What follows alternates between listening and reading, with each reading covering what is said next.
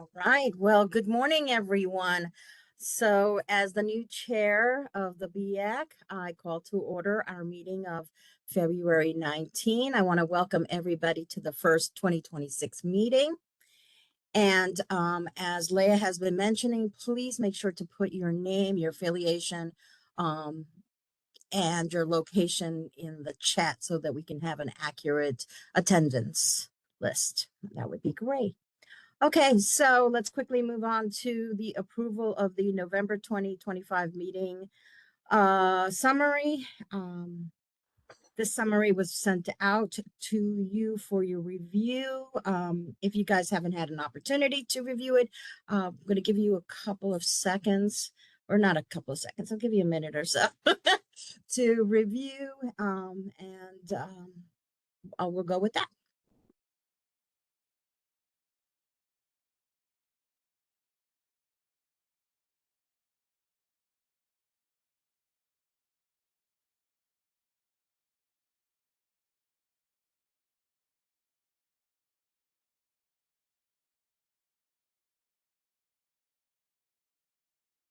Okay, are there any changes to the meeting summary? Any comments? I don't know And if there's so any hands or far, anything. I'm not seeing anything in the chat or any hands raised. So hearing none, the November 2025 meeting summary is considered final. All right, we're going to get to the exciting part. We are going to be reviewing the 2026 BIAC priorities for this coming year. And but first, I'd like to do a quickie. I am Maddie Bizzurdo, the Director of Business Operations for the City of Bowie in Maryland, and I am the new chair. I am joined in the leadership role with Al Carr from DC. He's our co-vice chair, as well as Valeria Moore from the City of Alexandria. Do either of you, and I don't know if Al's on, but would like to say anything?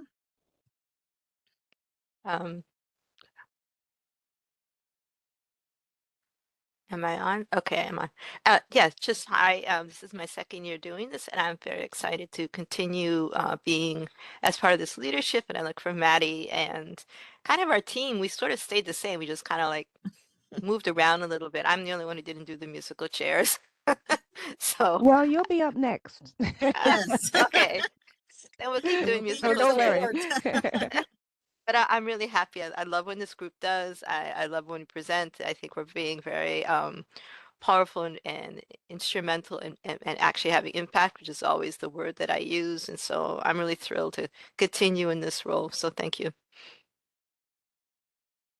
Beautiful. Is Al here or? I Yes, do see him in the chat. I'll just say good morning, everybody. Good morning. All righty. So if you can go to the next slide, we can start talking about the priorities. So for several years, as you can see, we have 2024, 2025, and 2026 priorities. For several years, COG staff has conducted a survey to gauge what the committee's priorities are going to be for the year. So consistent priorities for the past few years have been the implementation of energy mitigation and resilience actions and strategies, as well as equity. What I'm gonna do is first I'm gonna review the 20. Well, excuse me. First, we're going to review the past 2024 and 2025 priorities. Then we are going to focus on the 2026 priorities, and then we're going to open them up for discussion. So let's start with the 2024 priorities. Excuse me. Here we go. In 2024, the priorities were organized into two categories: implementation and education. understanding that these topics could fit in between. So we have some topics within those two categories, and they could be floated into either implementation or education. So we also covered climate budgeting quite a bit that year. COG staff surveyed members' interest in participating in the ICLEI budget for climate action training, and a cohort was kicked off that year. And we also had C40 cities discuss their climate budget pilot program, and Dr. Jan Whittington from the University of Washington's Urban Infrastructure Lab discussed the methodology and the model her team of researchers used to support the capital investment planning for municipalities. Valerie, I believe you were part of that cohort. Do you have any comments on that?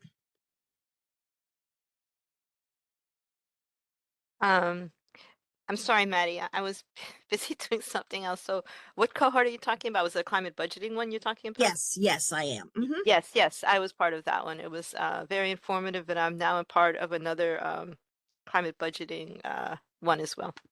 Right, and that one we're going to have a little bit of conversation later on in the agenda. Okay.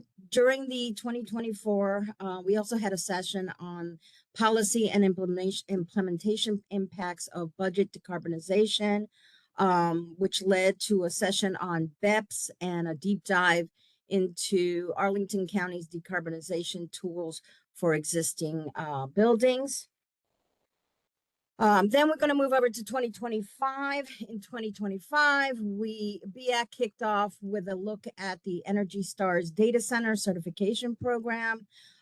We also looked at the Energy Stars technical pathways to improve efficiency through certified products. And now this is the good stuff. There was a mid-course review that was done by the COG staff to assess the progress of the region to determine if we were meeting those 2030 climate and energy goals. The staff looked at key indicators to inform the possible considerations for establishing new goals and assisting with the development of the CCAP. During that same year, COG diligently worked on the Climate Pollutions Reductions Grant Program, developing the Priority Climate Action Plan and the Comprehensive Climate Action Plan, the CCAP. Many of the governments were involved in the process through multiple steering committees. I have to tell you that I love COG's multiple. It's like talking in the military with so many acronyms. I love them to death. I'm getting used to them, so if I make a mistake, I apologize. No, BEAC we're sorry. We're sorry, Maddie. For on behalf of COG, there are a and lot I of love it. No, I acronyms. grew up in military, so I know what acronyms are all about. BEAC also directly supported the CCAP's requirement that COG had to include an analysis on the anticipated workforce shortages. I know there was a really robust panel discussion and a follow-up on building a climate-ready workforce region. So that was a really great discussion. And then following that last part of that year, we also discussed, supporting the CPRG with a solar forum in October that was led by ICF. We also, at the very end, the last one I believe we had was a discussion on state and utility energy assistance programs, and some of the considerations for alternatives. We also started discussing battery energy storage systems with the Clean Energy States Alliance. This kind of propelled the BEAC leadership to ask staff to kind of take this topic and turn it into more of a series. So that's something that I think we're all going to be working on. And so if anybody has any questions on 2020, 24 and 2025, I ask you to hold them for a second, because now we're going to get into the good ones. So the 2026 proposed, and these are quite a lot, I understand, but we're going to have a discussion afterwards to see if what the rest of the committee has to say on these. Anyway, so again, we're going to be talking about the first priority that we looked at was the going back to the battery energy storage systems. We also thought about looking at microgrids, PJM peak load and grid liability, particularly grid reliability with the increase of electrification, data centers, and things of that nature. We also looked at the possibility of looking at resilience hubs. In that case, we wanted to look at George Mason University's Virginia Climate Center's recent report published in November of 2025. I think you can find that in the Virginia Climate Assessment. We're also going to be looking at the Maryland Office of Resilience, their toolkit. Another topic that we looked at was going back to looking at the climate budgeting, which I believe this is the one that you're talking about, Valerie, as you are a member of the University of Washington's Urban Infrastructure Lab cohort. Is that correct? It's through what's called Carbon Solutions Institute. It's Jan Whiting, and yes, that's the university that she's working through. Okay, and then finally, we're going to be looking at Electrified DMV's network and Homeowners Hub. We're going to be talking a little bit more about that later on in the agenda, but I kind of covered a lot, I know, and I was kind of quick about it, but now I'm going to open it up to the committee. So please, let's have questions and have a great discussion on this.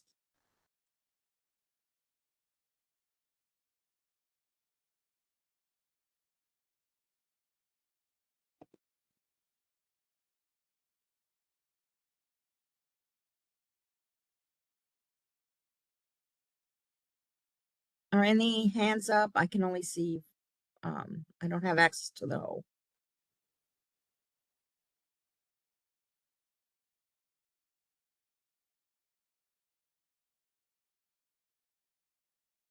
No comments on future priorities? Madam Chair, I am not seeing anything in the comments, and let's see, I don't see anyone with their virtual hand raised. Okay. Well, I guess that means So I I would like assume, everything. I guess so. All righty. Well, if there's no more comments or, well, any comments, let's move on to what's next on the agenda, which is the 2026 Okay. legislative review, which is going to be on climate and energy related legislation. And I'm going to hand this over to Robert Christopher and his presentation. Robert, take it away. And Madam Chair, really quickly, I wanted to add, and for this agenda item, you also have the full set of COGS legislative agenda. I did send that; it is posted, and you got it. You received it via email. And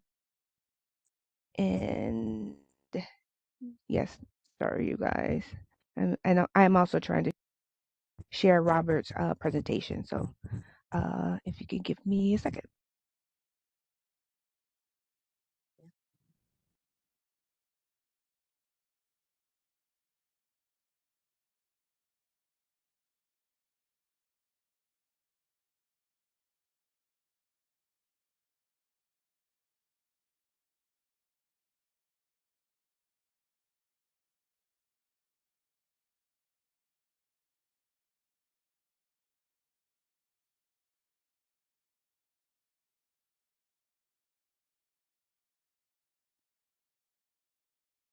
Okay, we're good.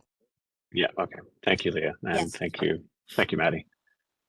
So good morning, everyone. As the chair said, I'm going to provide an overview of the legislative season here this year and just a walkthrough of what the CPC Legislative Committee does. So next slide, please. So the CPC Legislative Committee is focused on legislation across DC, Maryland, and Virginia. We track bills based on COGS priorities and hold calls as needed to determine when to send formal comment letters, either opposing or supporting legislation that is in line with our legislative priorities. We've been pretty active so far this year. Between February 2nd and 6th and 12th, we sent several letters in both Maryland and Virginia, and that I'll highlight as we go through. Next slide, please.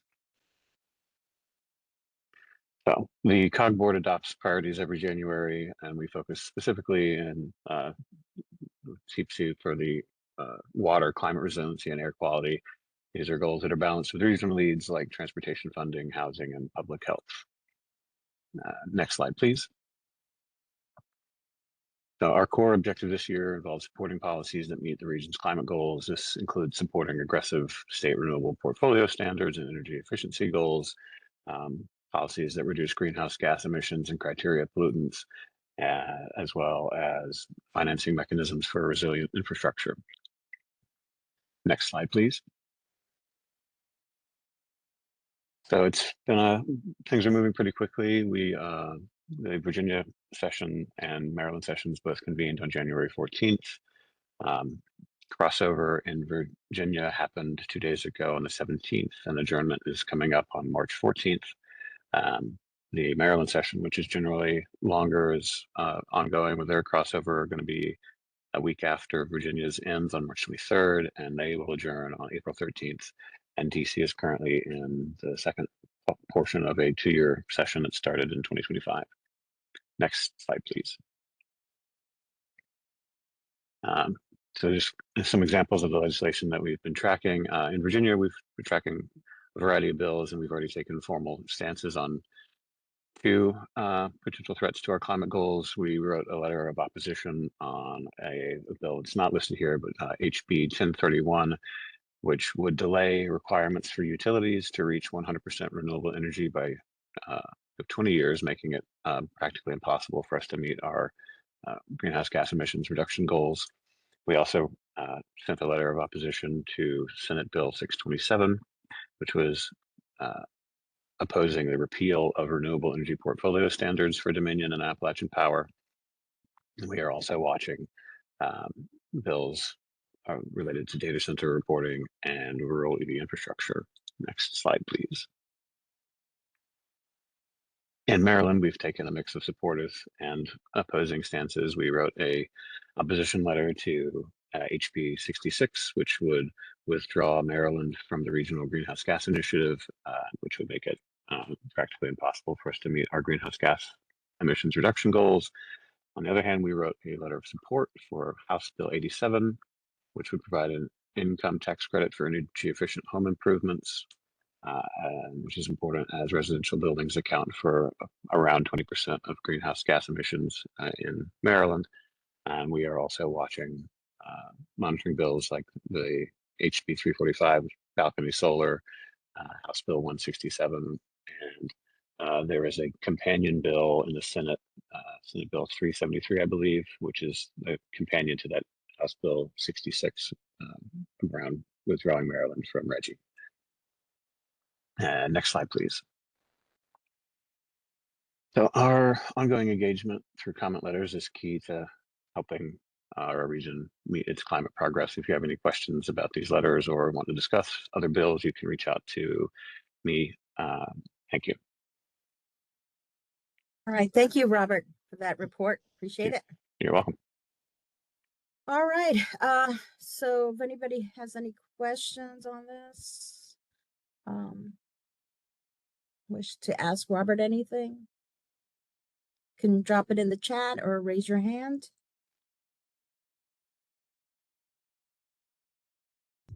So far, I'm not seeing anything in the chat or anyone raise their hand.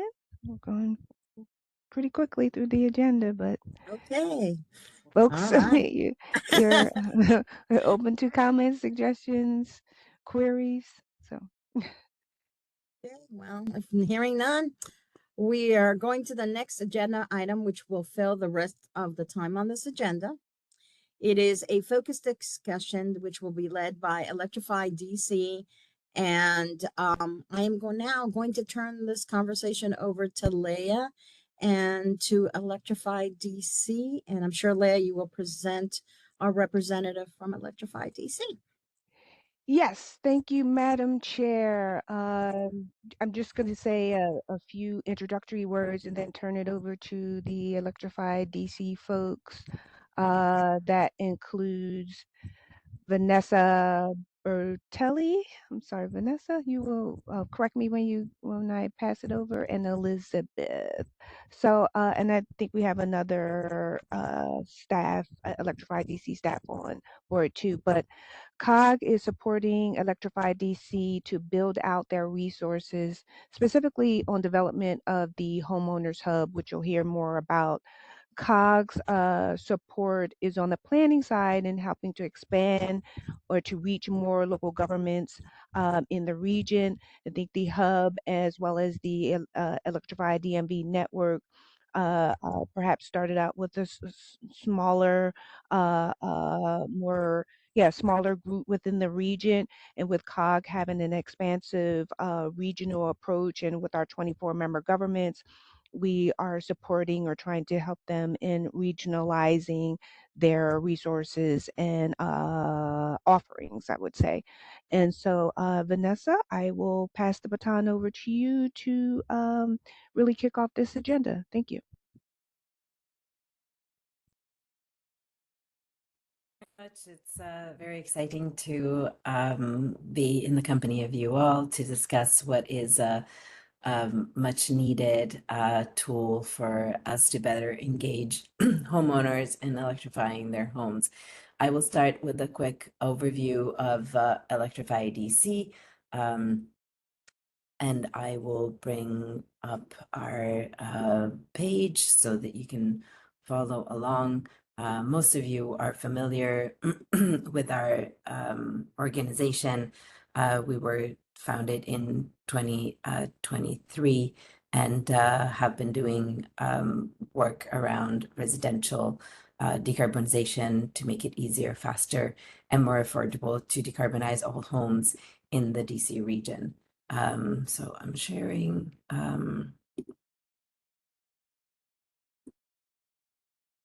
Hopefully, okay, asking Elizabeth if she can share. As it seems it's asking me for additional let's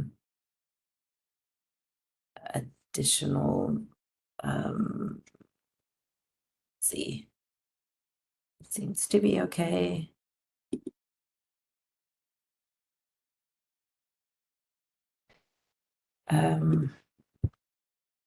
Is Elizabeth on the line? Thought she was going to share for Electrified DC. I'm normally able to I am share. on. I'm also encountering the same Google Chrome bypass request for audio. So I may need to, in order to do that, I may need to leave this meeting and come back in just to restart my settings. But so I'm going to work on that now. Okay. So folks, if you could bear with us for the technical difficulties, while Elizabeth logs back in. But Vanessa, what did you Yeah. want to share? Maybe I can try to get up while you. I was just sort going to of the continue. electrifydc.org about Okay. page, just to walk people through the things that the organization does. So aside from our the Healthy Homes Fair, most of you are familiar with that program of ours. It's happening on March 21st, and it's a gigantic show and tell for adults where visitors can see, touch, and taste the new technologies and services and programs and incentives. And that is a critical aspect of increasing awareness about what is out there to help homeowners and renters decarbonize their homes. We also organize demonstration homes where people who have electrified their homes open them up for to the general public to come and see, to their neighbors. And we also work with the good folks at Go Electric DMV to provide one-on-one and group coaching on electrification. We recently completed a hosting capacity study which was a technical report on the energy produced and distributed on our DC grid for the Department of Energy and Environment. And we were one of the core organizers of Sunday in DC, which was a celebration of the various ways that homeowners and renters can get their energy from the sun. More specifically and more directly related to this conversation, we have been running the Electrify DMV network for a couple of years now, since 2024.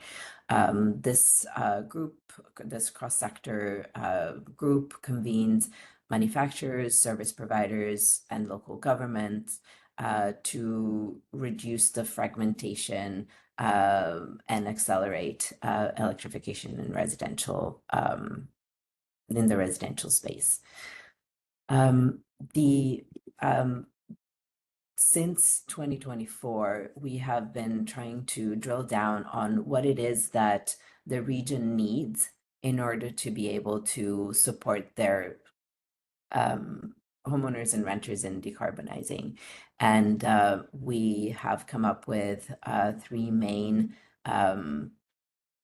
lines of work, one of which is the Homeowners Hub. And we are incredibly grateful to the COG for having seen value in the Homeowners Hub and be supporting it in this way that allows us to engage and progress this work. There is a page on our website, electrifydc.org /network that will tell you more about the Electrify DMV network, that you are very, very welcome to join. The Homeowners Hub is currently considered a sub-working group of that group, and I will turn it over to Elizabeth to discuss how that group meets. And is that... I just want to confirm you can all see my screen, correct? Yes. Amazing. Thank you. So Yeah, we're seeing your notes. Okay, perfect. That's precisely what I want you to see, because we have a lot of valuable links in here for you. One of which is the Electrify DMV Network webpage that Vanessa was mentioning. So if you click on Electrify DMV Network here, it'll direct you to our webpage. And if you're interested in joining, you can click sign up to join. It will send me an email. I will add you to the Google group as well as the Zoom calendar invite. It meets monthly. We have a lot of really interesting presentations.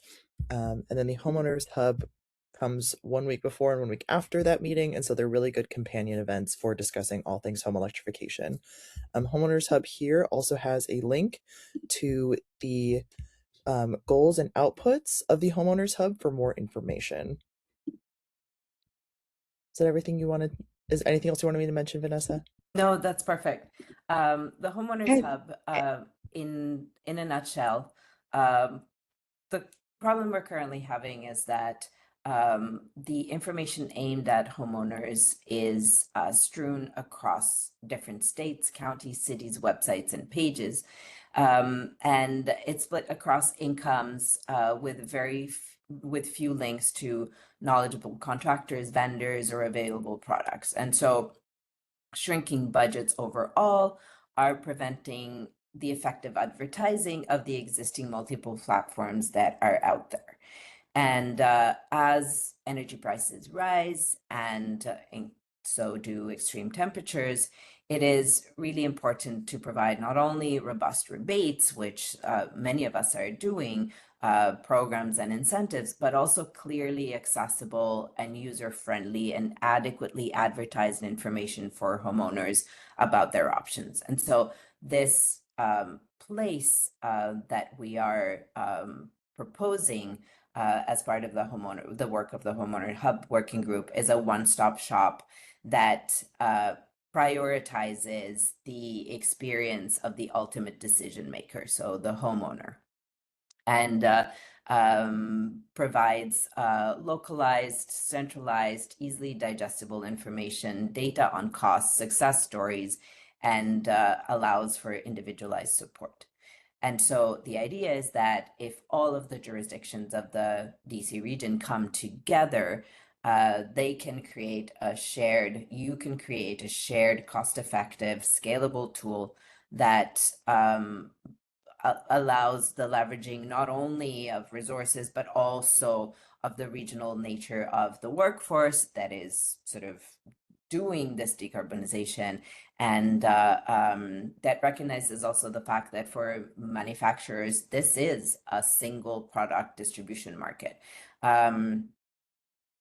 particularly because the solutions are very, very similar across the region, given that the climate is very, very similar across the region. So I'll take you the proposed schedule for these the schedule that we meet on is as Elizabeth just shared, intense but feasible, and the desired outcomes are to identify the interested partner jurisdictions, and we already have quite a few, and we're hoping that more of you will join. Identify any legal, technical, and policy impediments and solutions to address those. Decide on key functionalities and content, and then based on that, define a budget range for development, maintenance, and advertising of this platform, and narrow down funding mechanisms and potential sources of funding. So what we would like to do next is just take you very quickly through the work that has already been done, and then with all of your guys' help, look at sort of make a decision on key functionalities and content, and then move on to looking at budgets and funding mechanisms. And Vanessa, can we pause for a second? If it would be okay to see if any of the jurisdictions have any questions. They may have questions regarding jurisdictions that have not that are not partners as of yet to the Homeowners Hub. How can they take advantage of the current and or projected resources that would be available on the Homeowners Hub? And for smaller jurisdictions that may not have the, human resources to actually participate in the Homeowners Hub, what advantage do they have in sort of scaling it up, management to say, like, we should be a part of this? They're developing out this Homeowners Hub for residential sector across the region. So you likely we're going to address some of that, but I was thinking perhaps maybe we should pause there if there were any questions that need to be answered like that before really getting into the nuanced details. Yeah, this is Maddie. I do have a kind of a question, since this is I'm going to be very honest, very new to me. I'd like to know, like, the Homeowners Hub and Electrify DMV network, they work in concert with each other? Are they separate? Is one under the other? I mean, what is the relationship between Electrify DC, and these other two? Yeah, That's and okay. apologize for Yeah. not explaining this properly. So Electrify DC is a nonprofit. We are incorporated as Electrify DC in DC. We're incorporated as Electrify DMV in Maryland, and are in the process of incorporating in Virginia. So refer to us as Electrify DC or Electrify DMV. It's the same entity. The Homeowners Hub currently does not exist This Okay. is what we are trying to build together in concert, in sort of partnership with all of the jurisdictions. And while it currently does not exist, we were lucky enough to receive a grant from the District Department of Energy and Environment in DC to build something similar, a sort of an embryo of what the Homeowners Hub could be for DC. And so when we move to looking at the different modules that we could be looking at, we do refer sometimes to what we've built for DC to just let people have an idea of what it could look like. So to clarify, the Homeowners Hub doesn't exist yet. Mm. It is what we're trying to understand, what we would like, what we have been funded by the COG to understand, to engage all of you to understand whether this is something that you would value, which elements of it you would value more than others, and how much the various jurisdictions or other entities would be willing to contribute to have this be a more hopefully more helpful, long-lasting tool that can help all jurisdictions, even in the absence of the funds that would allow each jurisdictions to have their own. Does that, Maddie? Yeah, no, that works for me. Thank you. Thank you. And Welcome. I would also ask if what don't want to put one of the existing partner jurisdictions on the spot, but if you're so inclined, if one of the jurisdictions existing partners could maybe say what they've, how they see the partnership going or their up to this point, their input and the value, and I think maybe that would help. Further the conversation or understanding. We have a lot of time, so just kind of thinking some of those things. And Dory has her hand raised from Tacoma. Can you guys hear me? Yes. Yeah. Yes. Okay, sorry, I was having some issues, I think, that have been pointed out tech-wise, but yeah, Dory Strata, City of Tacoma Park. Yeah, I'm just happy to weigh in here really briefly. We've been working with this organization for the last couple of years now, and in being a smaller jurisdiction in our region, who is also, no pun intended, plugged into all things electrification, they are really carrying the weight of things that we would not be able to do on our own with events like the Healthy Homes Fair, with events like, with initiatives like the Homeowners Hub. These are goals that I think they recognize we have collectively, but it's just easier if we're collaborating on them. And what we've been experiencing are a bunch of siloed resources to help stakeholders in our community understand how to electrify, and they've really done a great job, I think, focused in compiling those in an easy to locate manner, thinking really strategically about the whole user experience of things like the hub and how it's just going to serve people in the best way. And yeah, we've just really appreciated their partnership and are excited to see them grow. So thanks.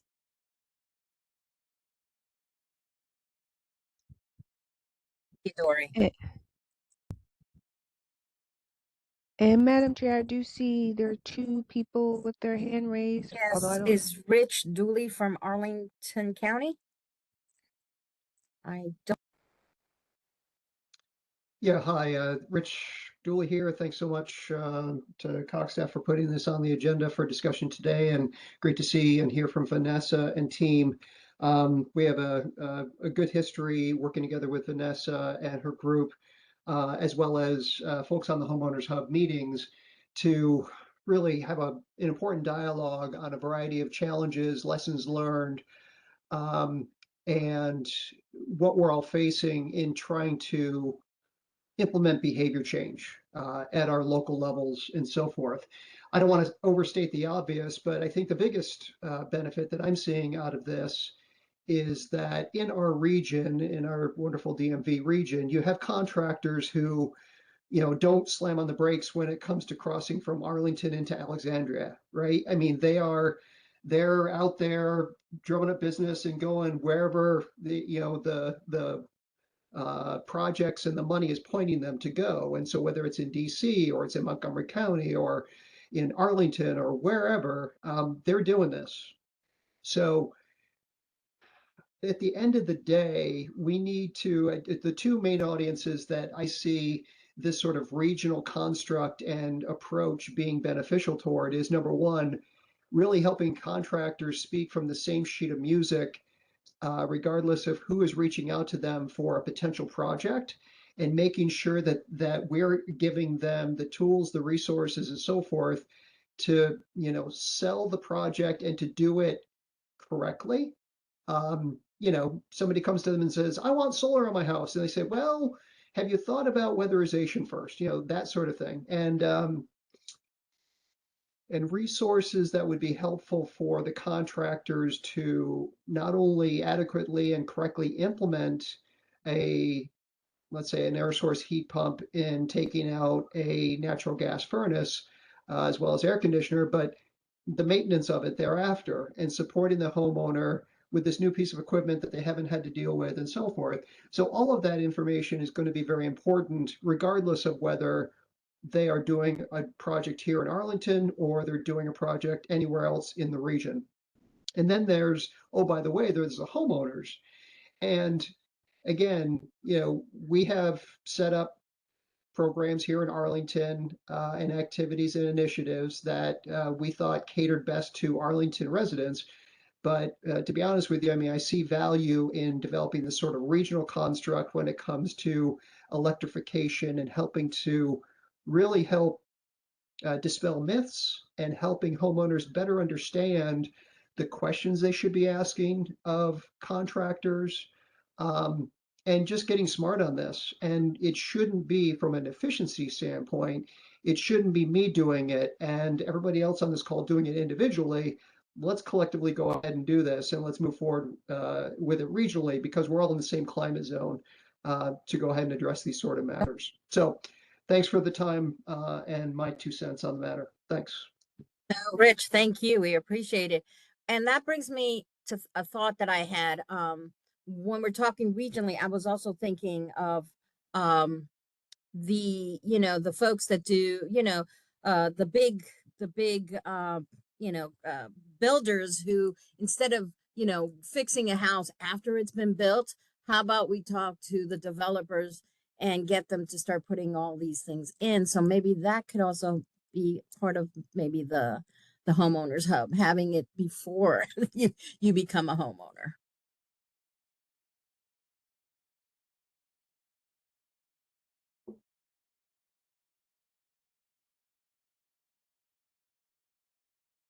Anybody else have any questions or comments? Okay. If you want to continue with your presentation. Yeah, absolutely. I was seeing a message from Brittany in the chat. Yeah, thank you so much, Brittany. This is this is really encouraging, because this is really something that the Homeowners Hub can only happen with all of you wanting it and seeing value in it. And so this is exactly the forum where these questions need to be asked. So thank you, Chair Bazurta, for opening up this discussion. I would like, if everybody is okay with it, to move on to the modules to allow for those who have not been able to weigh in on this ranking to do so while we're on this call. So the modules that we have identified with the help of the jurisdictions on this working group as being of value, potential value, are a vetted contractor list, which is similar to a better version of the one that we have currently developed. And maybe Elizabeth can click on that link for people to have a quick understanding of what it is that we're talking about.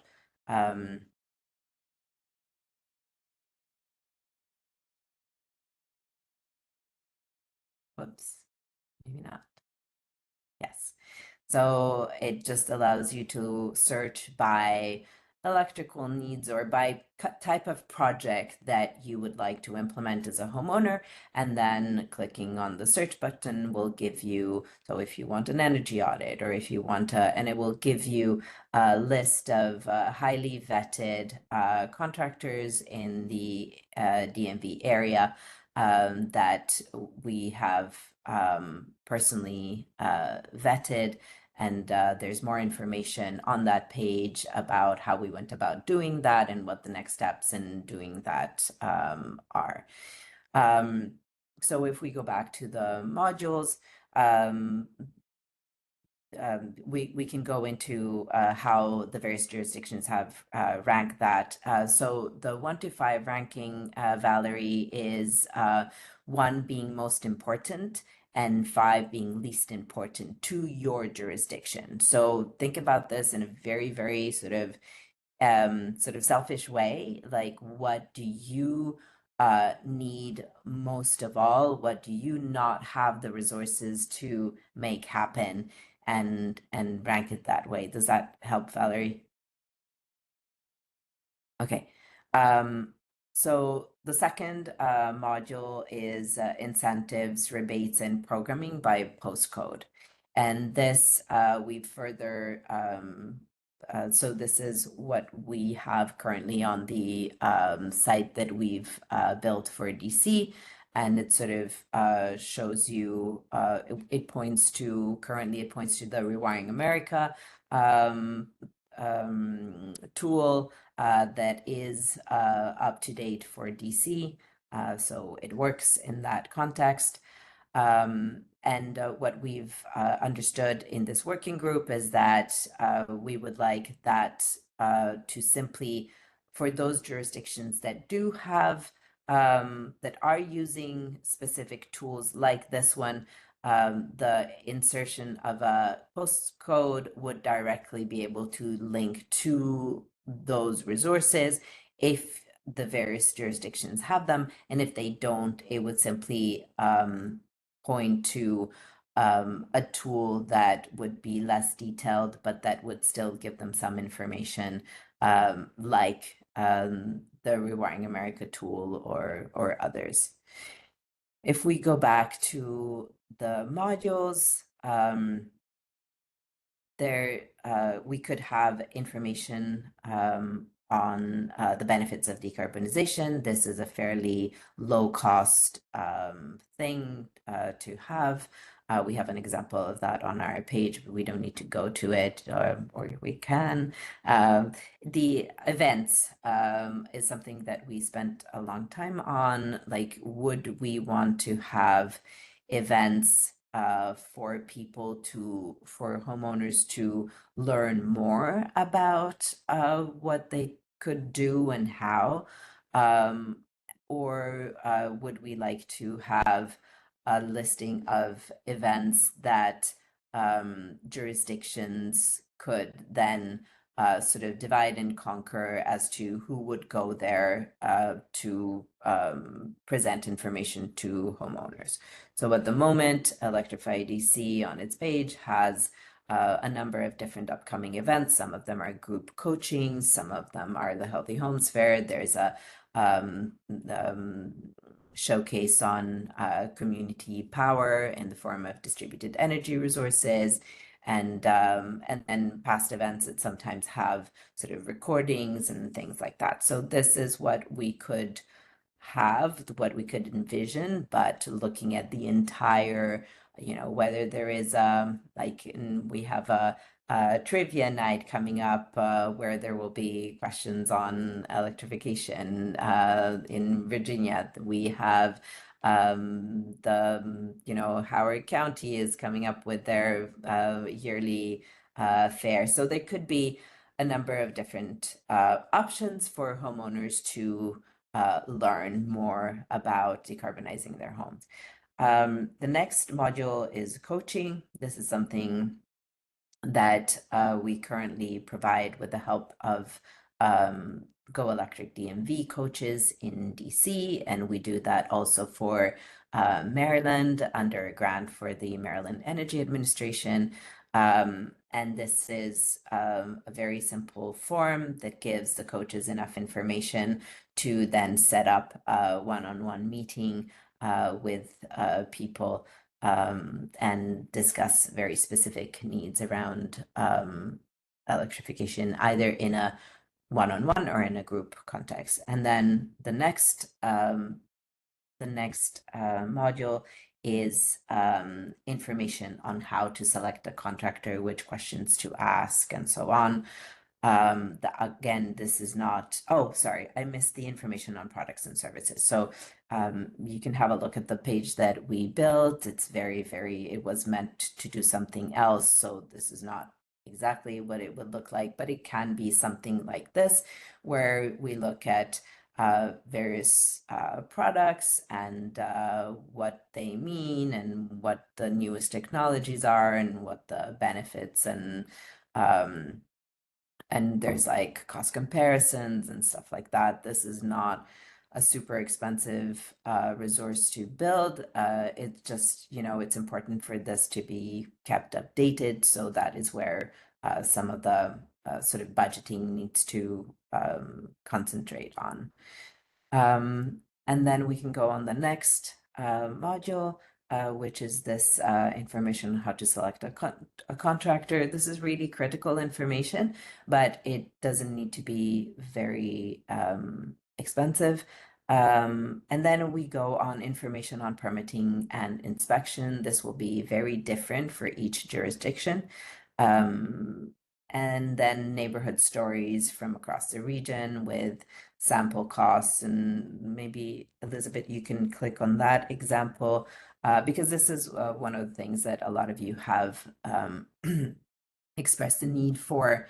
And so stories of actual neighbors, why they're doing this, how they got started, what the various costs were, the timing of their implementation, the sequencing of works, what they did wrong, where they face planted.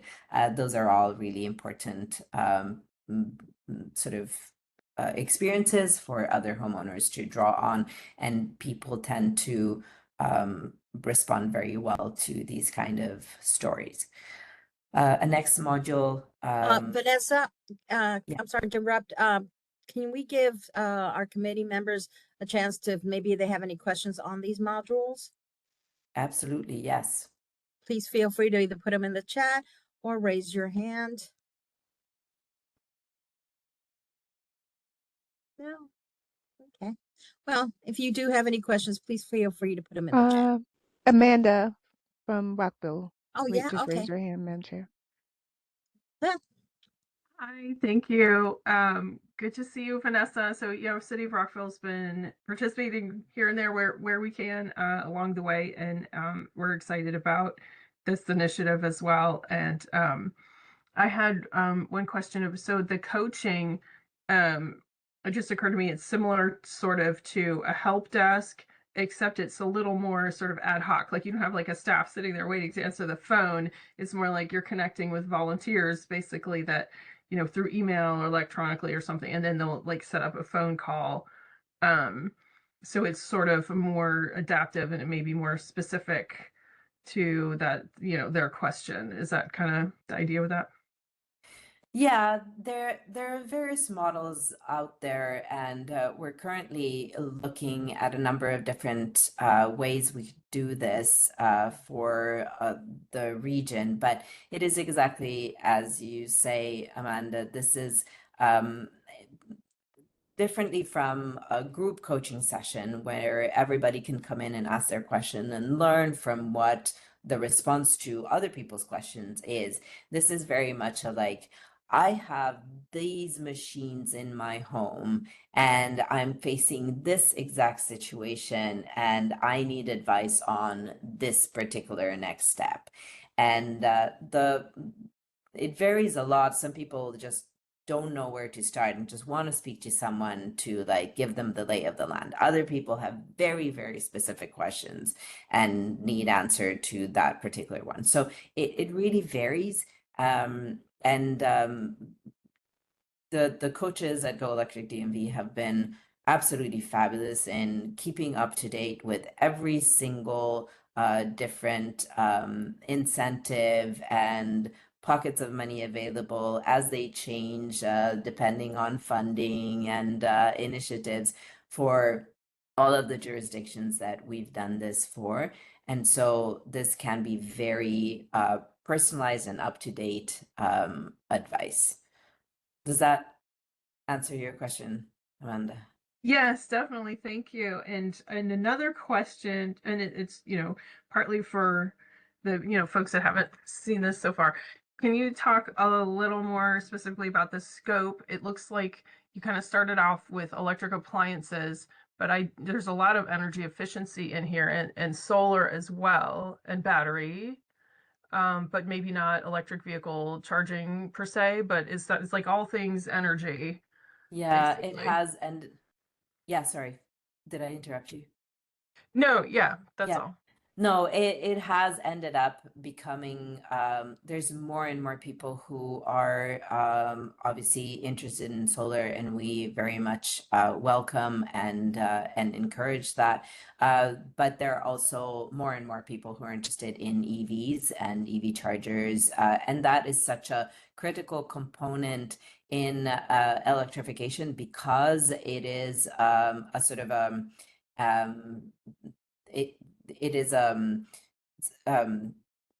it allows for, if done properly, it allows for and accelerates electrification. And if but it needs to be considered in the context of the long-term investment in a home, and particularly as it relates to potential needs for heavy ups. And so it really, that personal transportation component needs to be integrated in the home for decarbonization when we think about decarbonization. So it ended up including also solar and vehicles.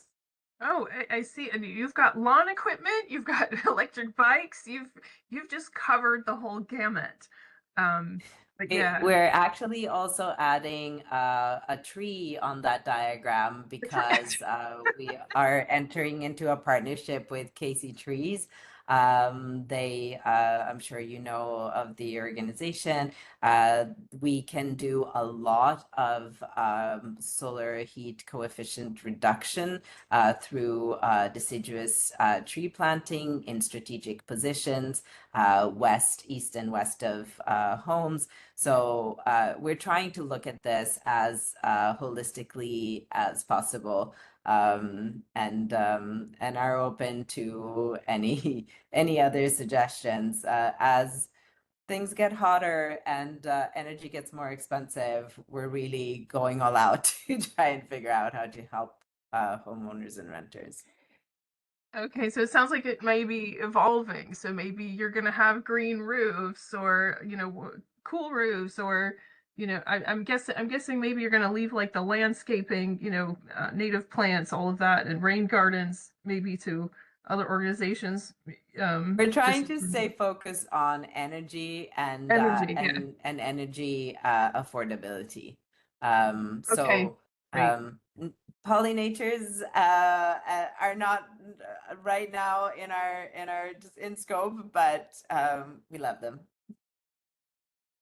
I see where you're going with this, Amanda. You want it all holistically.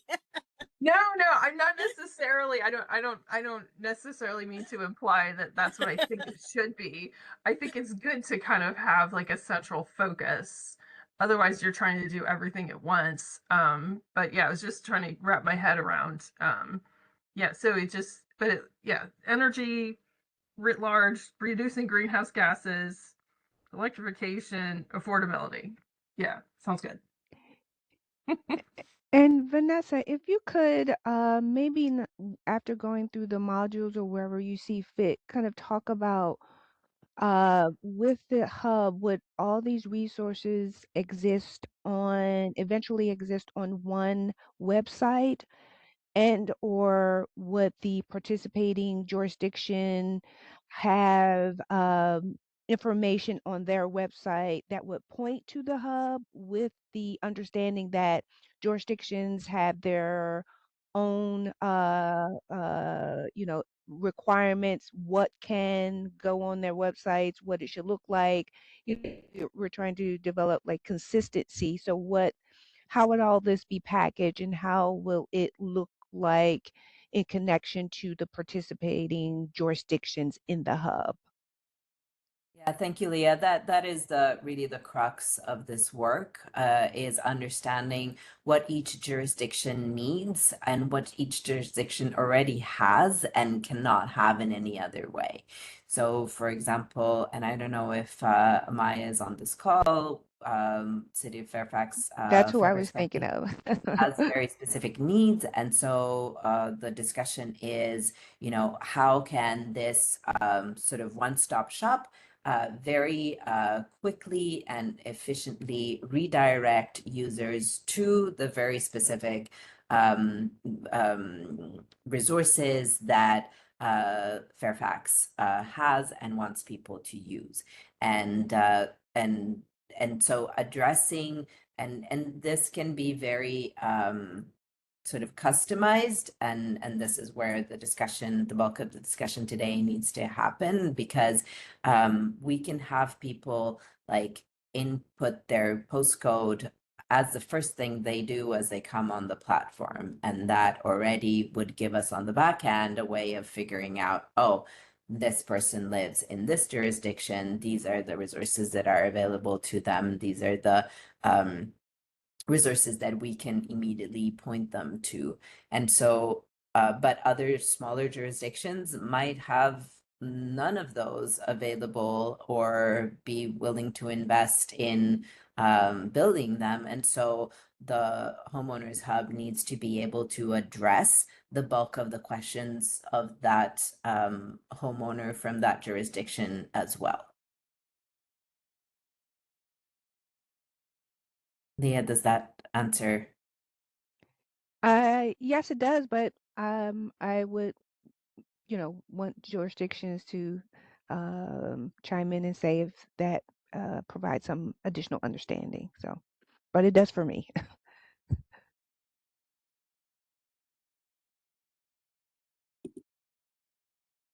If the committee members or jurisdictions have any questions regarding this? Oh, Vanessa, you did a good job explaining. Thank you, Matty. I try. I think there's a bit more you wanted to go through. Yeah, so there are just a couple of last few modules. One is information on gas versus electricity costs, was one of the quick sort of probably just resource pages that this hub could have. And then FAQs are always helpful. And standardizing those and agreeing on the way that we explain things across the region is helpful. And then a module that would help people with sequencing long-term and planning.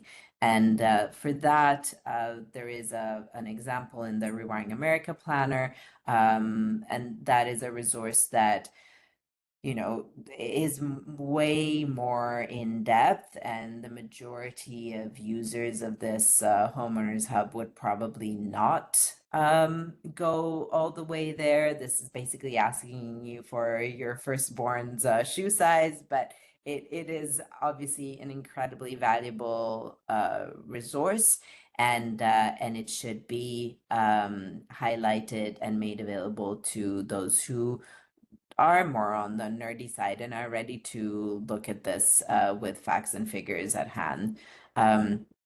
So that is definitely and for a lot of these modules, the idea is to not recreate the wheel whenever possible. We don't have the time or the resources to start doing that. There are partners out there with whom we work on a regular basis who already have some of this information available and kept up to date. There is absolutely no need for the Homeowners Hub to be reinventing the wheel. So these are the modules. It would be really helpful if the jurisdictions that are on this call wanted to, it doesn't need to be, no one will hold you to it. You're not, but if you wanted to complete that ranking, that would give us an even better idea of what we value. It seems that from a last discussion, the thing that most jurisdictions want prioritized is the vetted contractor list. Let me go to it. The vetted contractors list, the information on I don't have my notes, but I think if someone was on for those who were on the last meeting, I think it was the coaching and the incentives by postcode that we were going to concentrate on. And so those are the, if anybody on this call that has not had a chance to complete the ranking feels differently, we please say so that we can advance the conversation. When do you need folks to, submit their rankings by? Do you have a cutoff date or anything? I don't know, Elizabeth, it would be really helpful. So this group is supposed to be presenting on a potential plan by the next BEAC meeting in April. So the sooner the better.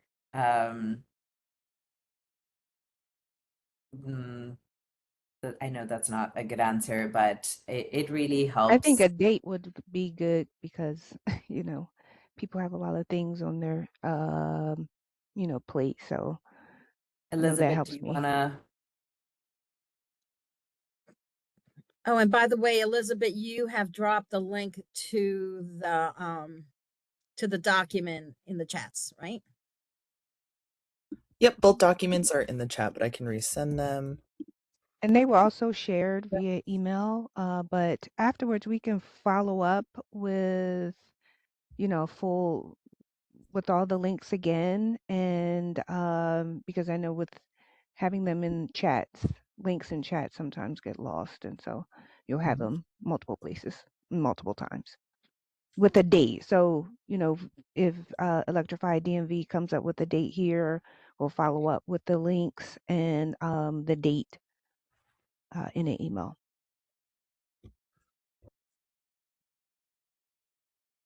So can we say Tuesday of next week? We'll do that. Thank you, Matty. I have more So questions. yeah, So in terms of, so the audience here, homeowners, that's including like detached single family homes, townhomes. Are we going to reach out also to landlords of those homes? And what about, we have at least a third of our population lives in, apartments or condos and things like that. are we sort of referring to resources there, or are we just trying to focus on so what's the audience focus? Yeah, and any sort of homeowners hub working group members, please feel free to chime in. This is a discussion that we had at our last meeting, and we landed on concentrating on homeowners first, and looking at sort of a next step of integrating information for renters. But for now, we are looking at prioritizing homeowners. The single family townhouses, but also condos. And because even though sort of homeowners in multifamily buildings, because even though some of the determinations are different there, that those are things we can easily approach. It becomes more difficult with tenants because their sort of ability to decarbonize is severely constrained. Okay, that makes sense. And it looks like in terms of income levels, I think Rewiring America has it includes programs for lower income and things like that, because sometimes there's very specialized things there. But yeah, either way, it seems like there's room to include links to other things, Absolutely. however that plays out in different jurisdictions.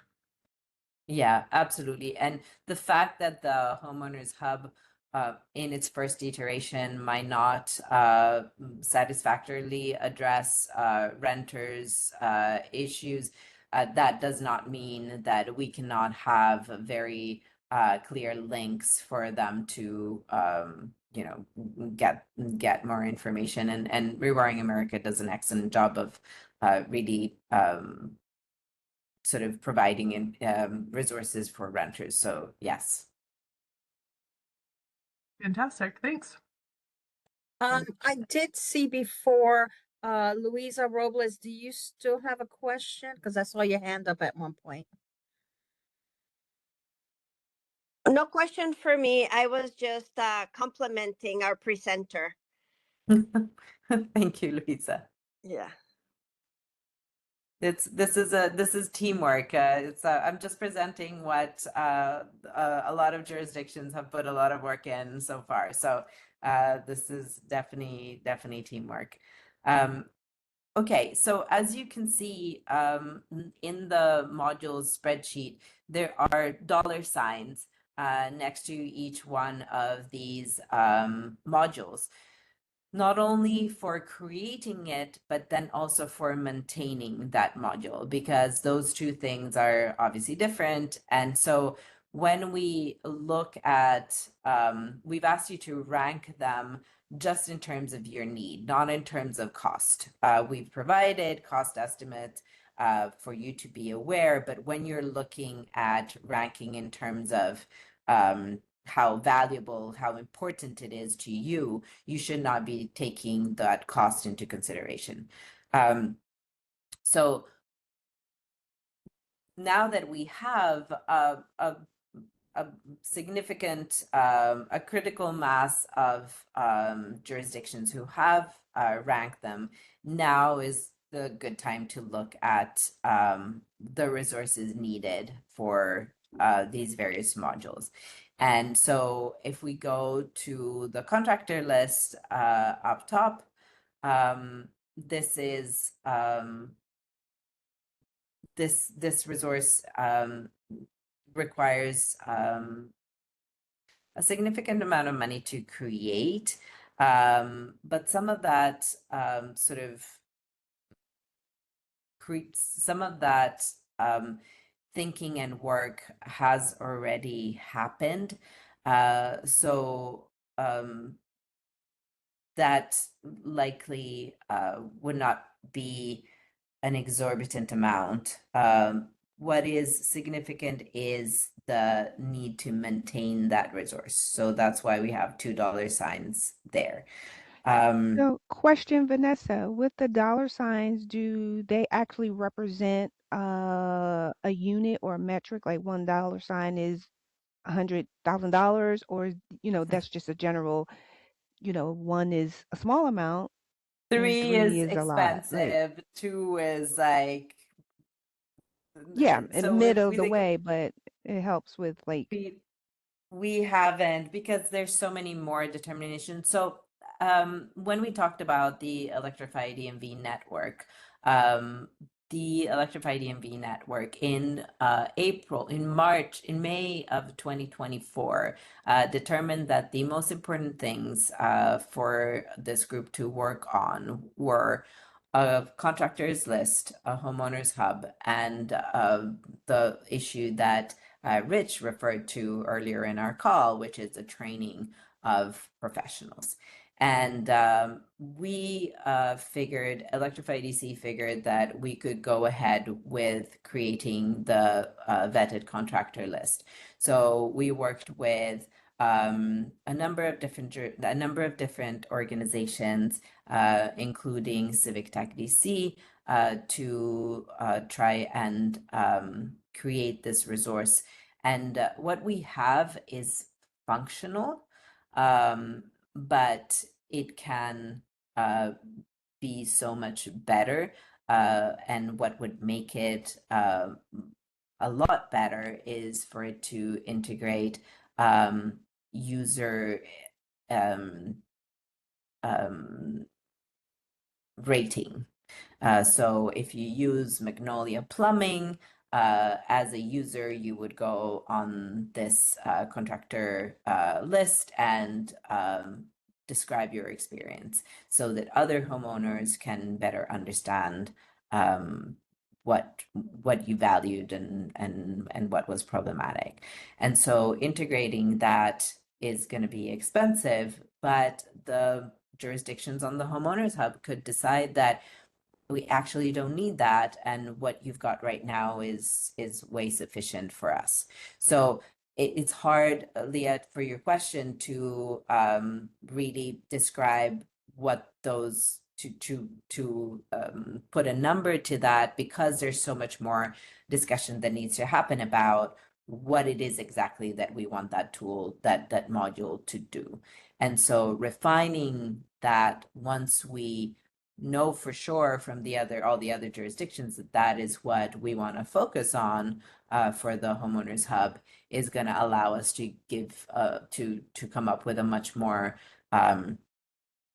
precise number.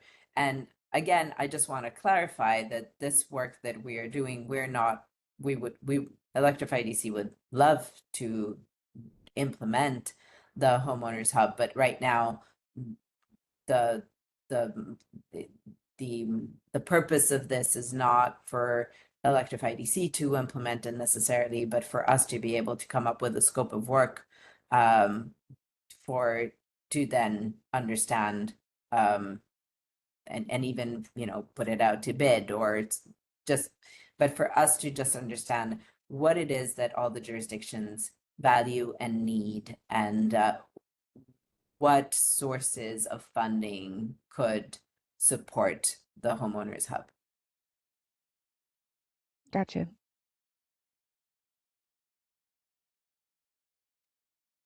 So would you like that information in the email? Like if we know if like potential sources of funding or something?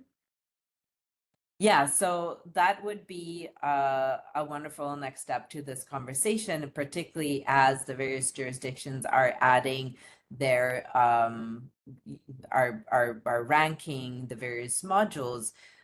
Maybe the most valuable part of us all being together is like thinking through what sources of funding there are for this tool.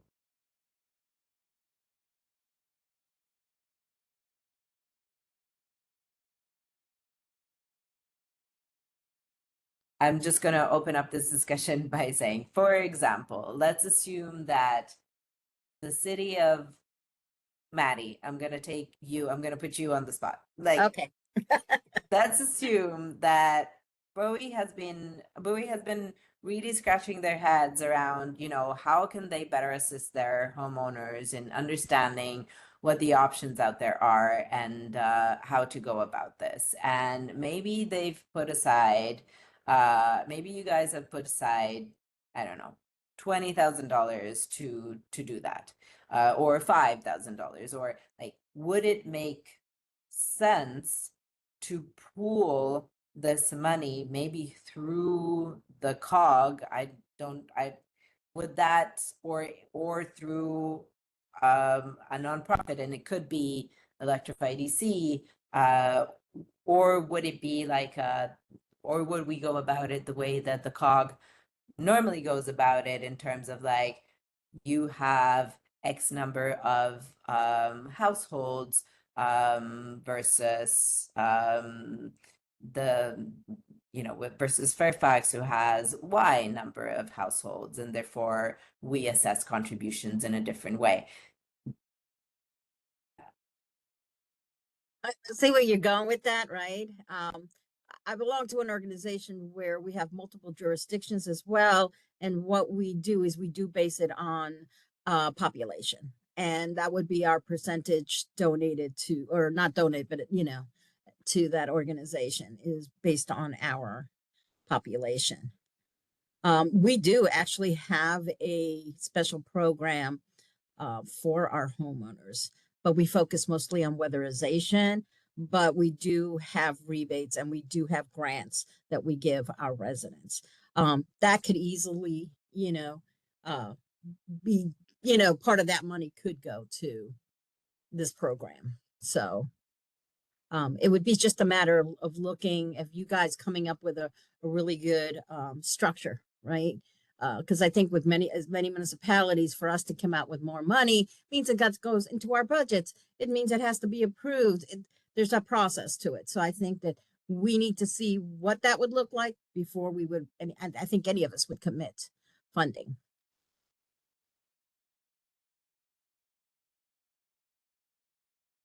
Does anybody have any other questions, or you want to keep leaving City of Bowie on the hot seat?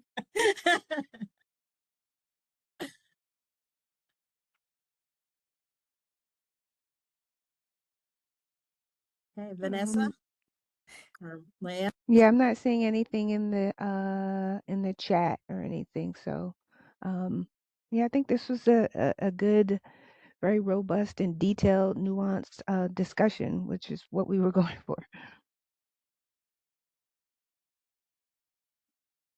And Vanessa, I don't know if you're saying anything. No, I'm just like, okay. I know that there are multiple ways that the jurisdictions could fund this, and I don't know that I am the right person to lead this conversation, because I am not privy to many of the different sort of streams of income or underpinning agreements that there might be amongst different jurisdictions to fund sort of infrastructure projects like this one. So I don't feel that I'm the right position to lead this conversation. So I would welcome more more Matties to say, okay, we would need this, or we would like to see this, or this would be the timeline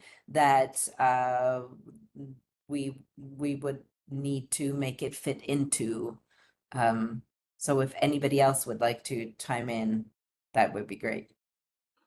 Well, it sounds like and Madam Chair, if you correct me, having a finished product, meaning finished product at the end of this planning cycle for the homeowners hub, if then that could be presented, and I'm using that word lightly, not through a presentation, but in some way the jurisdictions take it within their structure and say, hey, this nonprofit, they're trying to develop this homeowners hub that will benefit the region.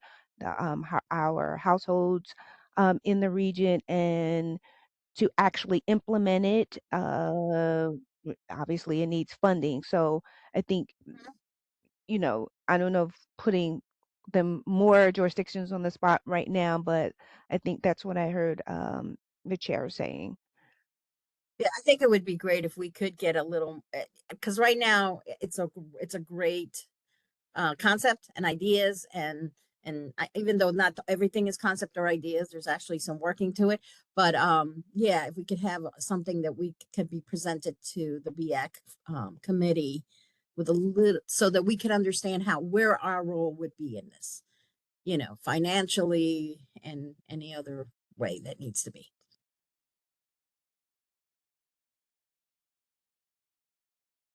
Any more comments, concerns?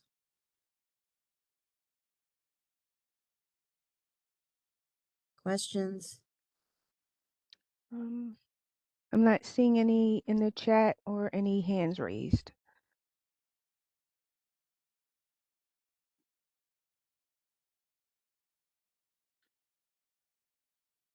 Okay, we have something in the chat from Ben Barrows. Frederick, 2026 Summit Overview. Welcome to check it out. There's a link in the chat. That might be, I haven't clicked on it, but is that something that maybe Electrify DC can exhibit, table at, or looking for events? I don't know, Ben, if you wanted to put it in the chat or come off mute, but I know we've done a really good job on this agenda item, and it's always great. And Madam Chair, let me know if I'm stepping on your toes, but I'll turn it over to you. No. This is actually, I was probably stepping on your toes. No, Vanessa, if there's anything else you want to add to this.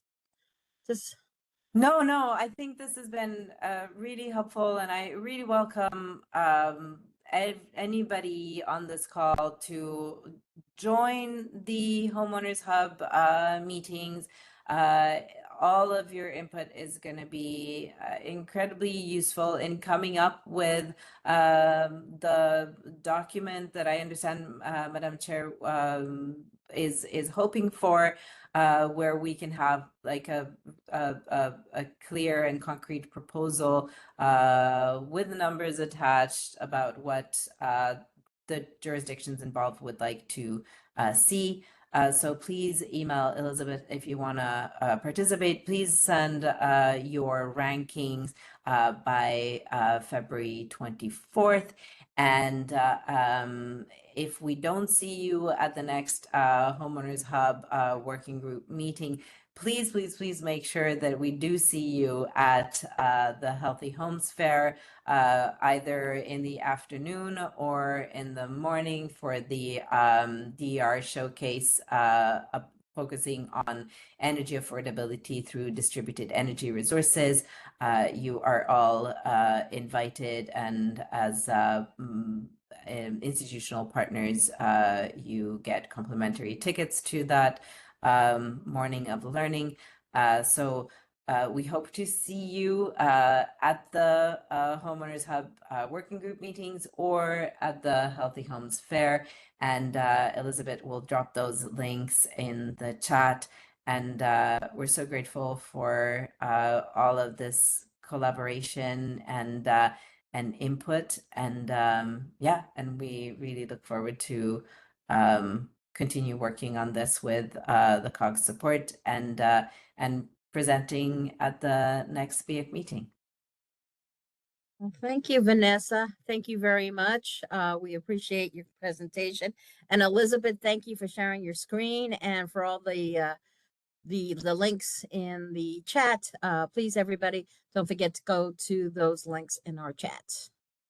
All righty. Thank you, Electrify DC. We really appreciated everything. Thank you. All right. So we're coming towards the end of our agenda. We just got a few more things. So we have some meeting schedules for 2026. Heidi, if you want to brief us on the data center series, the Energy Forum, which I know is coming up in Virginia because I'm going to be there. So Heidi. Yes, good morning, everybody. Yes, I am glad you're going to be there, Chair,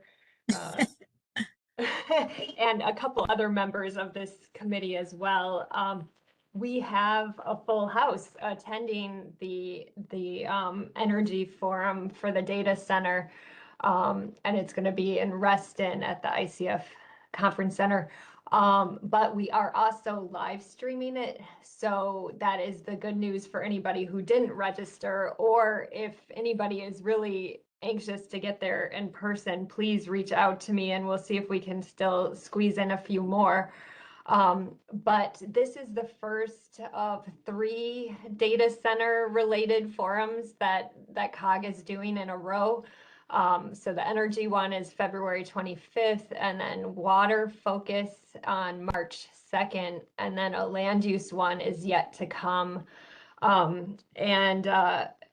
It's going to be attempting to answer a lot of local government questions, since as you've already highlighted at the very start of this meeting, this is a priority for BEAC for 2026. The PJM grid and energy reliability is one of your top priorities. So Leah included a link to the live stream in the agenda, but I'm going to go ahead and put it in the chat right now. And then I'll also include the agenda. But to just give you a quick overview, it's going to open with the Data Center Coalition representative there to talk about, what the data centers could bring in terms of enhancing the local economies, and to go over the different sectors that data centers are supporting, such as the AI, which is growing. And then we'll get into another panel that has the utilities, Dominion, Pepco, PJM will be there, a representative from Department of Energy, and then a bunch of national associations to answer questions about, and hopefully reassurances about what is being done in terms of guardrails for reliability and clean energy, and then an eye to the future, what technologies may help data centers to become hopefully more energy efficient in the future. And then we'll round it out with Supervisor Mike Turner from Loudoun County is going to moderate the last panel, which is really turning it back to governments, what is in the control of state government and local government, and what should we be focused on in the future, and areas for collaboration.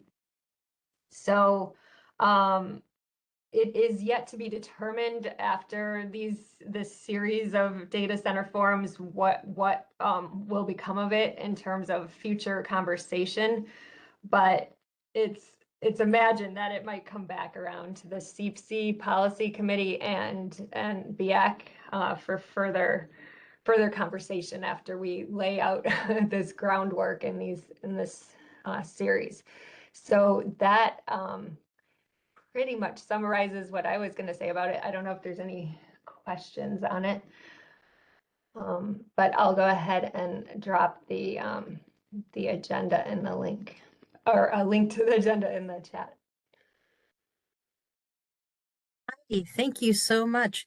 Does anybody have any questions for Heidi regarding the series? All righty. Leah, do you want to talk a little bit about the EF Toolkit? Yes, thank you, Madam Chair. So the Environmental Justice Toolkit 2.0 has a long name. An engagement and policy guide for local governments was approved by CPC in January, so it's now available for your use. This is a COG, Air and Climate Public Advisory Committee, or ACPAC effort that was initiated in 2017 with the first EJ Toolkit. Some differences are that COG staff had a primary role in writing this iteration, including Heidi, also Caroline Sherman, Robert Christopher, and myself. And I would say we took a different approach to this iteration. We employed a consultant to directly engage with community members and CBOs, community-based organizations, to sort of ask them what are their environmental and climate issues in their communities. And secondly, we engaged our local governments who work on community engagement programs to see what has worked for them in terms of outreach, what hasn't worked for them, what needs improvement, and what they need help on. We identified best community outreach, best practices in terms of community outreach, highlighting local, state, and national initiatives. And we also put forth metrics, which I think is really important, to measure outreach tactics. So we think it's important to measure how well these initiatives are changing policies that abate, the adverse environmental issues. So we did make some policy suggestions, like passing utility debt cancellation policy, ban utility shutoffs for at-risk populations, and also something like stop utilities from selling debt to credit collection businesses. So, we not only want to measure like outreach tactics, but we really want to remove the actual environmental justice issue. So I encourage everyone to read it, share it, make use of it. We don't have an official tracking method, but when you do share it and make use of it, please let us know, myself and Heidi Bonifant. And that's all I have, Madam Chair. Thank you, Leah. Anybody have any questions regarding the toolkit? I see that Valerie did put something in the chat. I did, Maddie. I'm just asking if they can put the link to the finalized toolkit chat or notes, wherever Sure. you want to put it. Yeah, it was included in the email, but I will find it right now. Thank you. All right, thank you. Well, if nobody else has any more questions, the next BAC meetings, which are virtual. We have one on April 8th, 16th, June 18th, September 17th, and November 19th. This is all at the bottom of your agenda, but I'm sure Leah will remind us. And then before I adjourn this meeting, does Al or Valerie have any comments or anything they'd like to say before we adjourn the meeting?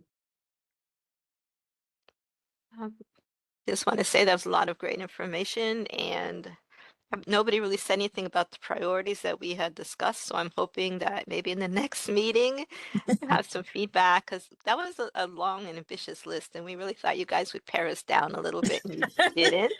So Yes. I'm like thrilled, but at the same time, is that realistic? I just, I'm hoping that we get feedback. Agree. Yeah, we were being ambitious, but we'll try. Al, do you have anything? Okay. All righty. Well, thank you very much. We're giving you back a few minutes of your time, and we hope you have a great day and a wonderful weekend. And we are now adjourned.